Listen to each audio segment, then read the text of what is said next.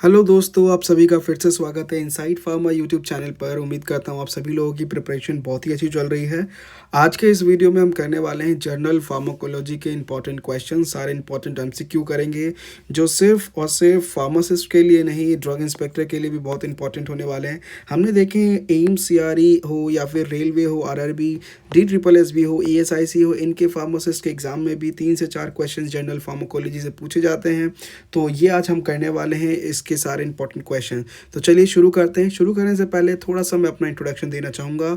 तो मेरा नाम रामाशीष कुशवाहा है एंड मैंने बी फार्म किया है फ्रॉम दिपसार एंड मास्टर्स किया है इन biotechnology. I had qualified AIPMT and CSIR net और मैंने UPSC प्रीलिम्स 2 बार क्वालिफाई किया है और बहुत सारे ऑल इंडिया रैंक्स प्रोड्यूस किए हैं। And I am also an expert mentor in AIIMS CRE exams, railway, DSSB and ESIC। So let's proceed now. Let's bridge the pharmacy biotech competitive exams with a proper strategy. Start करते हैं इस video को। पहला question आप देख सकते हो अपने स्क्रीन के सामने, ये सारे MCQ होने वाले हैं। तो पहला क्वेश्चन आपके स्क्रीन के सामने you can see here. Question ये रहा, the term pharmacodynamics refers to the study of, और यू कैन सी 4 ऑप्शंस हैं। पहला है what the body does to the drug, and B है what the drug does to the body. Then उसके बाद देखिए द एब्जॉर्प्शन ऑफ ड्रग्स या फिर the cost effectiveness of the drug. हमें पता है कि फार्माकोडायनामिक्स एंड फार्माकोकाइनेटिक्स, ये 2 टर्म हम लोगों ने पढ़ा था क्लास में।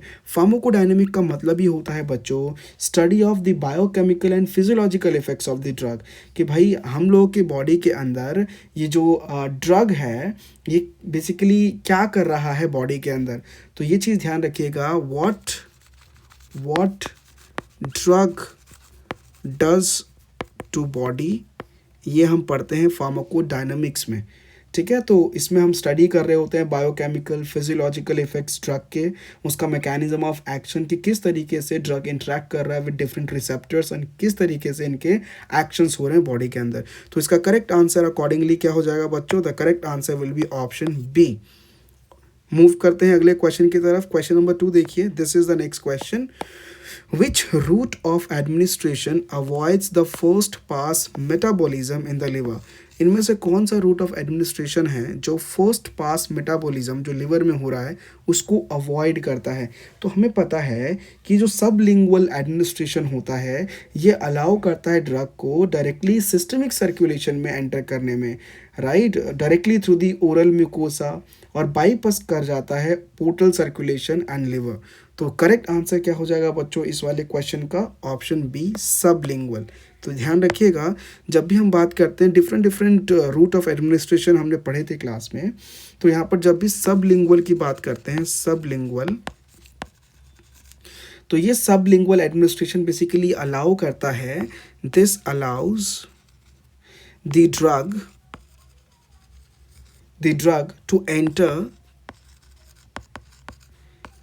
systemic circulation directly through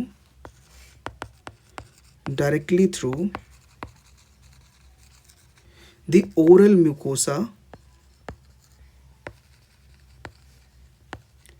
and ये बाईपास कर जाता है portal circulation and liver, right. तो द करेक्ट आंसर क्या हो जाएगा इस वाले पर्टिकुलर क्वेश्चन का? Correct answer will be option B, sublingual. बढ़ते हैं आगे तीसरे क्वेश्चन की तरफ। This is question number 3। A prodrug is, यहाँ से बहुत बार क्वेश्चन आया हुआ है, ये इंपॉर्टेंट हो जाता है question. A prodrug is defined as a substance that is, options देख सकते हो। प्रो ड्रग क्या होता है बच्चों? प्रो ड्रग बेसिकली ये वो बेसिकली ड्रग्स हैं जो डिज़ाइन किए जाते हैं बॉडी के अंदर। याद रखिएगा, जो दिया जाता है ड्रग बॉडी के अंदर बेसिकली ये इनएक्टिव फॉर्म में जाता है, लेकिन बाद में जाकर कन्वर्ट हो जाता है एक्टिव फॉर्म में बाय दी मेटाबॉलिक प्रोसेसेस। ठीक है, तो प्रो ड्रग जैसे एग्जांपल ले लेते हैं हम लोग, लेवाडोपा या फिर इनालाप्रिल, ये सब प्रो ड्रग हैं। तो प्रो ड्रग क्या हो जाएगा बच्चों? फार्माकोलॉजिकली इनएक्टिव होगा, लेकिन जब बॉडी में ले लेंगे इस ड्रग को, एडमिनिस्टर हो जाएगा, उसके बाद मेटाबॉलिज्म के बाद ये फार्माकोलॉजिकली फिर एक्टिव हो जाता है। तो pro drug initial stage of drug होता है जो इनएक्टिव फेज में होता है। After taking that drug into the body, metabolism के बाद वो inactive form of drug active में कन्वर्ट हो जाता है। I hope this is clear. Example हम ले लेते हैं लीवोडोपा या फिर इनालाप्रिल, लीवोडोपा या फिर इनालाप्रिल, ये सब क्या है, प्रोड्रग्स ही तो है, राइट। बढ़ते हैं आगे अगले को। तो इस क्वेश्चन का बच्चों करेक्ट आंसर क्या हो जाएगा, the pharmacologically inactive until metabolised in the body, that is option B. B is the correct answer. ये रहा अगला क्वेश्चन। ये क्वेश्चन भी कई बार पूछा गया, रेलवे में तो डायरेक्ट आ जाता है ये question. The ratio of median toxic dose TD50 to median effective dose ED50 is called. अब यहाँ पर देखो TD टॉक्सिक डोज दे रखा है, median toxic dose 50, TD50 upon ED50, ये क्या होता है, ये हम लोगों ने पढ़ा था। This is basically the therapeutic index. ये क्या होता है, थेरापेटिक इंडेक्स होता है। अब थेरापेटिक इंडेक्स TI हमने क्लास में पढ़ा हुआ है अच्छे से। थेरापेटिक इंडेक्स क्या होता है, ये बेसिकली ड्रग की सेफ्टी को मेजर करने के लिए ये इंडेक्स होता है, ड्रग की सेफ्टी को मेजर करने के लिए इंडेक्स होता है। जितना ज़्यादा थेरापेटिक इंडेक्स होगा उतना ही ज़्यादा मार्जिन है सेफ्टी का, याद रखिएगा, between the effective and the toxic doses. तो ये चीज़ ध्यान रखना, थेरापेटिक इंडेक्स जो है वो मेजर करता है ड्रग की सेफ्टी। बढ़ते हैं आगे, तो करेक्ट आंसर इसका हो जाएगा ऑप्शन ए। ये रहा अगला क्वेश्चन देखिए ध्यान से।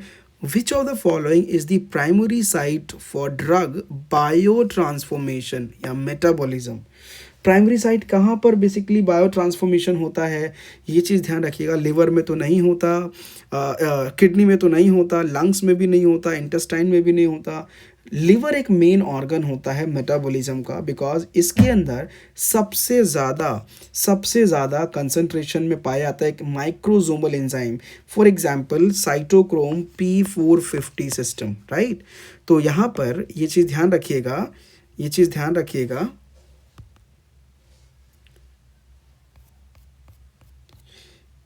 यहाँ पर इस क्वेश्चन में ध्यान रखिएगा कि जो लिवर होता है, it is the main organ for metabolism because it contains highest concentration of the microsomal enzymes. Microsomal enzymes सबसे ज़्यादा कंसंट्रेशन में होता है, जैसे कि ये मैंने जो मेंशन किया है, साइटोक्रोम 450, ठीक है। तो सी एकदम करेक्ट इसका आंसर होगा। अकॉर्डिंगली लिवर जो है, it is the primary site for the drug bio transformation, ठीक है। बढ़ते हैं आगे अगले क्वेश्चन की तरफ। ये क्वेश्चन देखिएगा, bioavailability is defined as the fraction of an administered drug that reaches the, option देखिए। तो बायो अवेलेबिलिटी बेसिकली इसका डेफिनेशन हमने क्लास में देखा था, ये बेसिकली रिप्रेजेंट करता है percentage of the dose that enters the blood, right. अब हम लोगों ने कितना, जैसे ड्रग एडमिनिस्टर किया, ड्रग लिया, अब उस ड्रग का कितना परसेंट जो है वो हमारे ब्लड तक, सिस्टमिक सर्कुलेशन तक पहुंच रहा है, वो बायो अवेलेबिलिटी है। अब हम लोगों ने देखा था कि जो इंट्रावीनस ड्रग लिया जाता है उसकी बायो अवेलेबिलिटी 100% होती है ना। तो ये चीज़ ध्यान रखना। तो इसका करेक्ट आंसर अगेन यहाँ पर क्या हो जाएगा, bioavailability is basically is defined as the fraction of an administered drug that reaches the systemic circulation in an unchanged form. वो जो सिस्टमिक सर्कुलेशन में अनचेंज फॉर्म में जितना ड्रग जा रहा है वही तो है बायो अवेलेबिलिटी। तो इसका बी एकदम सही आंसर हो जाएगा। बढ़ते हैं आगे क्वेश्चन नंबर 7 की तरफ। क्वेश्चन नंबर 7 देखिए, an antagonist is a drug that possesses। Antagonist वो ड्रग होता है जिसके पास क्या है, एंटागोनिस्ट बेसिकली क्या करता है, बाइंड करता है रिसेप्टर से, है ना, ये चीज़ ध्यान रखना। बट ये बेसिकली फेल करता है टू एक्टिवेट इट इफेक्टिवली, ये एगोनिस्ट के इफेक्ट को ब्लॉक कर देता है। फॉर एग्जांपल मैं ले लेता हूँ यहाँ पर इंसुलिन क्या करता है, हमारे ब्लड के अंदर ग्लूकोज का लेवल अगर ज़्यादा है तो ग्लूकोज के लेवल को कम कर देता है। अब कैसे कम करता है, ये हम लोगों के लिवर में जो हिपैटिक सेल्स होते हैं, हिपैटोसाइट्स, उसका शुगर या ग्लूकोज अपटेक जो है, ग्लूकोज का अपटेक बढ़ा देता है बाय द हिपैटोसाइट्स। अगर हिपैटोसाइट्स पहले से ज़्यादा ग्लूकोज यूज़ करेंगे तो ब्लड के अंदर कम हो जाएगा। सेकंड चीज़, ग्लूकोज को ग्लाइकोजन में बदलना स्टार्ट कर देता है। ग्लूकोज का ग्लाइकोजन में कन्वर्ट होना भी तेज़ी से होने लगता है, ग्लाइकोजेनेसिस याद रखिएगा। इस प्रोसेस से ब्लड के अंदर ग्लूकोज का लेवल कम हो जाता है। तो ये इंसुलिन का काम था, लेकिन इंसुलिन के जस्ट अपोजिट काम करता है ग्लूकागॉन। ग्लूकागॉन जो है इंसुलिन का एकदम अपोजिट है। तो ग्लूकागॉन क्या हो जाएगा, ग्लूकागॉन क्या करेगा, ग्लूकागॉन ब्लड के अंदर ग्लूकोज का लेवल अगर कम है तो उसको बढ़ा देता है, ब्लड ग्लूकोज लेवल को इंक्रीज कर देता है ना। ये चीज़ ध्यान रखना। तो यहाँ पर यहाँ मेंशन कर देता हूँ मैं, ब्लड ग्लूकोज लेवल को इंक्रीज कर देता है। तो ये कैसे इंक्रीज करता है, ग्लाइकोजन का वापस से ग्लूकोज में ब्रेक डाउन करवाता है। तो ग्लाइकोजेनोलिसिस प्रोसेस करवाता है। ग्लाइकोजन और बाकी जो नॉन कार्बोहाइड्रेट सोर्स हैं उससे वापस से ग्लूकोज बनने का प्रोसेस बढ़ जाता है। ठीक है, उसको बोलते हैं ग्लूकोनियोजेनेसिस। तो ग्लाइकोजेनोलिसिस यानी कि ग्लाइकोजन का ब्रेकडाउन करवाता है जिससे ग्लूकोज बढ़ता है ब्लड में। ग्लूकोनियोजेनेसिस भी करवाता है जिससे क्या होता है, नॉन कार्बोहाइड्रेट सोर्स से ग्लूकोज बनना स्टार्ट हो जाता है। इस वजह से ब्लड के अंदर ग्लूकोज का लेवल बढ़ जाता है। तो ये दोनों क्या है, बेसिकली इंसुलिन का एंटागोनिस्ट काम करता है ये ग्लूकागॉन। तो एंटागोनिस्ट क्या होता है, एंटागोनिस्ट बेसिकली ये वो ड्रग्स हैं या फिर वो सब्सटेंसेस हैं जो कि बेसिकली बाइंड करता है रिसेप्टर से। रिसेप्टर के साथ तो एफिनिटी है बट वो फेल कर जाता है उसको एक्टिवेट करने से, जीरो इंट्रिंसिक एक्टिविटी होती है और ये एगोनिस्ट के इफेक्ट को इफेक्टिवली ब्लॉक कर देता है। तो इसका करेक्ट क्या आंसर क्या होगा, इसके पास एफिनिटी तो है बट जीरो इंट्रिंसिक एक्टिविटी है, यानी कि नो इंट्रिंसिक एक्टिविटी है। इसका सही जो आंसर होगा वो ऑप्शन ए हो जाएगा। बढ़ते हैं आगे क्वेश्चन नंबर 8 की तरफ। क्वेश्चन नंबर 8 देखिए, most drugs are absorbed across biological membranes by the process of. Mostly जो ड्रग होता है बायोलॉजिकल मेम्ब्रेन से किस तरीके से एब्जॉर्ब होता है, तो ये चीज़ ध्यान रखना। मोस्टली जो है सिंपल पैसिव डिफ्यूजन से एब्जॉर्प्शन होता है मोस्ट ऑफ द ड्रग्स का through the biological membranes. Active diffusion से नहीं होता, ना ही फैसिलिटेटेड डिफ्यूजन से होता है, ना ही पिनोसाइटोसिस से होता है। Simple diffusion is the one जिसमें मोस्ट ऑफ द ड्रग होता है वो एरिया ऑफ हाई कंसंट्रेशन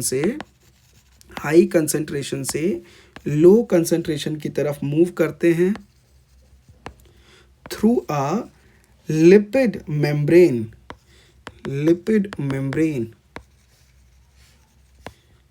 आपको पता है ना बायोलॉजिकल मेम्ब्रेन्स बाइलिपिड लेयर होते हैं, है ना। तो लिपिड मेम्ब्रेन से क्रॉस करते हैं बिना ही किसी एनर्जी के इस्तेमाल के या फिर कैरियर्स का इस्तेमाल का। तो अगर कैरियर होते हैं तो फैसिलिटेटेड डिफ्यूजन है, एनर्जी का इस्तेमाल होता है तो एक्टिव डिफ्यूजन है, ऐसा तो नहीं होता, ना ही पिनोसाइटोसिस होता है। तो सिंपल पैसिव डिफ्यूजन इसका सही आंसर हो जाएगा।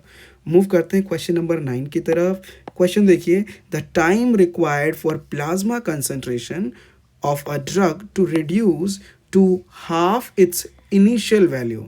देखो, किसी भी ड्रग का प्लाज्मा में अपने इनिशियल वैल्यू, प्लाज्मा के अंदर इनिशियल वैल्यू का आधा हो जाने में जितना टाइम लगता है उसको क्या बोलते हैं, उसको बोलते हैं बच्चों टी हाफ लाइफ, है ना। मान लेते हैं अभी हमारा जो ड्रग है इसका कंसंट्रेशन 500 mg है, कितना समय लगा इसको प्लाज्मा में 500 से 250 mg होने में, वो जो समय लगेगा उसको कहेंगे टी हाफ लाइफ। तो इसका करेक्ट आंसर हो जाएगा ऑप्शन सी, हाफ लाइफ। ठीक है, लास्ट क्वेश्चन देखते हैं। टैक्सोफाइलेसिस क्या होता है। Tachyphylaxis is another name for, basically options अगर आप देखो यहाँ पर, ऑप्शन ए है क्रॉनिक टॉलरेंस, बी है रैपिडली डेवलपिंग टॉलरेंस, सी है ड्रग एडिक्शन या डी है इडियोसिंक्रेसी। तो इसका जो करेक्ट आंसर हो जाएगा बच्चों that will be rapidly developing tolerance. Tachyphylaxis basically क्या है, it is basically an acute rapid decrease in the response to a drug after few doses। Basically क्या होता है, अगर आपने जैसे मान लेते हैं कोई ड्रग लिया ए, है ना, आपने पहली बार लिया तो काफ़ी अच्छे से काम किया, इसने जो भी प्रॉब्लम थी उसको ठीक कर दिया। उसी ड्रग को आपने दोबारा लिया, सेम ड्रग को मैंने जब दोबारा लिया तो उसका इफेक्ट थोड़ा कम हो गया। पहले वो इफेक्ट लेट सपोज 74% इफेक्टिव था वो, अभी वो कम हो गया, 50% हो गया। दोबारा अगर उसको लिया, अगेन तीसरा डोज लिया, तो वो अब काम और कम कर रहा है, 30% इफेक्टिव है। तो यहाँ पर टैक्सोफाइलेसिस कुछ समय के बाद it's an acute rapid decrease in the response to a drug after only few doses. जैसे फॉर एग्जाम्पल एफिड्रीन हो गया, एफिड्रीन जो होता है, या फिर टायरामिन हो गया, ये भी टैकीफाइलेसिस शो करते हैं। याद रखिएगा, ये भी टैकीफाइलेक्सिस शो करते हैं। तो टैकीफाइलेक्सिस क्या है? It's an acute rapid decrease in response to a drug after only a few doses. तो करेक्ट आंसर इसके हिसाब से क्या हो जाएगा? इसका ऑप्शन हो जाएगा बी, रैपिड डेवलपिंग टॉलरेंस। ठीक है, तो इसी के साथ ये इंपॉर्टेंट क्वेश्चंस हमने डिस्कस कर लिए हैं। We have achieve a milestone. अब बच्चों कुछ समरी कर लेते हैं, कुछ इंपॉर्टेंट पॉइंटर समझा देता हूँ आपको, क्योंकि इंपॉर्टेंट है ये। देखो, सब बात करते हैं फार्माकोडायनेमिक्स की। तो फार्माकोडायनेमिक्स क्या होता है? फार्माकोडायनेमिक्स एक्चुअली वो स्टडी है ड्रग की, भाई ड्रग जो है बॉडी में क्या कर रहा है, what actually drug does to the body, है ना, किस तरीके से इसका बायोकेमिकल इफेक्ट शो हो रहा है बॉडी के अंदर, मैकेनिज्म ऑफ एक्शन क्या है। हाँ, सब लिंगुअल एडमिनिस्ट्रेशन जो है, it is one of the preferred route. अगर आपको फर्स्ट पास मेटाबॉलिज्म को बाईपास करना है, तो आपको कैसे देना पड़ेगा उस ड्रग को? सब लिंगुअल एडमिनिस्ट्रेशन, है ना। ये बेसिकली क्या करता है? बाईपास कर जाता है first pass metabolism in the liver और डायरेक्टली सिस्टमिक सर्कुलेशन में अलाउ करता है इन ड्रग्स की एंट्री। प्रो ड्रग क्या होता है? फार्माकोलॉजिकली इनएक्टिव सब्सटेंस होते हैं, लेकिन मेटाबॉलिज्म के बाद वो एक्टिव बन जाते हैं, है ना। थेरापेटिक इंडेक्स क्या होता है? थेरापेटिक इंडेक्स को हमने अभी कैलकुलेट किया था। थेरापेटिक इंडेक्स बेसिकली ड्रग की सेफ्टी के लिए मेजर किया जाता है। Toxic median toxic dose TD50 upon median effective dose ED50, ये जो रेशियो होता है यही होता है थेरापेटिक इंडेक्स, है ना। लिवर जो होता है ये एक्ट करता है primary organ for the drug bio transformation, mainly metabolism liver में ही होता है। और यहाँ पर क्यों होता है मेनली लिवर के अंदर ही मेटाबॉलिज्म? क्योंकि यहाँ पर सबसे ज़्यादा साइटोक्रोम एंजाइम्स पाए जाते हैं, फॉर एग्जांपल माइक्रोसोमल 450 एंजाइम, तो ये सबसे ज़्यादा लिवर में होते हैं। इसीलिए मोस्टली ड्रग का बायो ट्रांसफॉर्मेशन का जो प्राइमरी ऑर्गन है दैट इज़ लिवर। अब बायो अवेलेबिलिटी क्या होता है? बायो अवेलेबिलिटी की भाई अनचेंज फॉर्म में कितना ड्रग आपके सिस्टमिक सर्कुलेशन तक पहुंचा है, वो बायोएबिलिटी कहलाइए। सबसे ज़्यादा बायोएबिलिटी किसकी होती है? 100% बायोएबिलिटी इंट्रावीनस ड्रग की, IV से जो जाते हैं ड्रग, ठीक है। एंटागोनिस्ट क्या होता है? एंटागोनिस्ट जो है इसकी अफिनिटी तो होती है रिसेप्टर के साथ, लेकिन इसकी जीरो इंट्रिंसिक एक्टिविटी होती है, और ये रिसेप्टर के साथ तो बाइंड कर जाते हैं, और जो एगोनिस्ट है, जो ड्रग हैं, उनके जो एक्शन है उसको एकदम नलीफाई कर देते हैं। तो ये याद रखना, antagonist it bind to the site but it does not activate it. उसके बाद simple passive diffusion, mostly drug जो है बायोलॉजिकल मेम्ब्रेन्स को क्रॉस इसी से करते हैं bye the process of simple passive diffusion, जिससे बेसिकली हाई कंसंट्रेशन से लो कंसंट्रेशन की तरफ मूव करते हैं बिना किसी एनर्जी, बिना किसी कैरियर का इस्तेमाल किए, ठीक है। T-हाफ ड्रग का हाफ लाइफ क्या होता है? कितना समय चाहिए उस ड्रग को इनिशियल कंसंट्रेशन से 50% तक आने में, वो T-हाफ कहलाता है। टैकीफाइलेक्सिस क्या होता है? ये बेसिकली वो टर्म है जो डिस्क्राइब करता है एक्यूट और rapid development of the drug tolerance after only few doses. कुछ डोजेस के बाद वो ड्रग जो है उसका जो इफ़ेक्ट होगा वो कम हो जाएगा और लगातार कम होता जाएगा। ये बेसिकली एक्यूट और रैपिड डेवलपमेंट जो ड्रग का टॉलरेंस का है, इसके लिए जो टर्म यूज़ किया है दैट इज़ टैकीफाइलेक्सिस। उम्मीद करता हूँ दिस इज़ क्लियर। इस वीडियो को अगर आपको समझ में आया तो ज़रूर कमेंट सेक्शन में फीडबैक दीजिएगा, एंड नेक्स्ट सेशन में हम लोग आगे के MCQs, इंपॉर्टेंट MCQs डिस्कस करेंगे। इन MCQs के डिस्कशन से होने क्या वाला है, आप लोगों के कॉन्सेप्ट की क्लैरिटी बढ़ती जाएगी, और आप लोगों ने अगर प्रिपेयर किया हुआ है बच्चों ड्रग इंस्पेक्टर के लिए, या फिर AMCRE के लिए, रेलवे के लिए, या फिर ESIC के लिए, या DSSB के लिए, किसी भी गवर्नमेंट एग्जाम्स के लिए, तो उनके लिए MCQ का करना बहुत ज़रूरी। जितना ज़्यादा आप प्रैक्टिस करोगे MCQs का, उतनी ही क्लैरिटी आएगी कॉन्सेप्ट की। एक्यूरेसी जितना अच्छा होगा आपका, उतना ही चांसेस ज़्यादा हैं आपकी रैंक अच्छी होगी और एक अच्छा आपको गवर्नमेंट जॉब मिलने के चांसेस बढ़ेंगे, राइट। तो कंसेप्ट की क्लैरिटी और प्रैक्टिस से ही हो पाएगा, तो प्रैक्टिस करते रहिए। और नेक्स्ट वीडियो में हम लोग अगले टॉपिक का हम करने वाले हैं हम करने वाले हैं सारे इंपॉर्टेंट क्वेश्चंस की practice. Thank you so much. Insight pharma YouTube channel ज़रूर सब्सक्राइब कीजिएगा, और जितने भी इंपॉर्टेंट क्वेश्चंस हैं वो अगले वीडियो में नेक्स्ट टॉपिक के हम प्रैक्टिस करने वाले हैं। Thank you.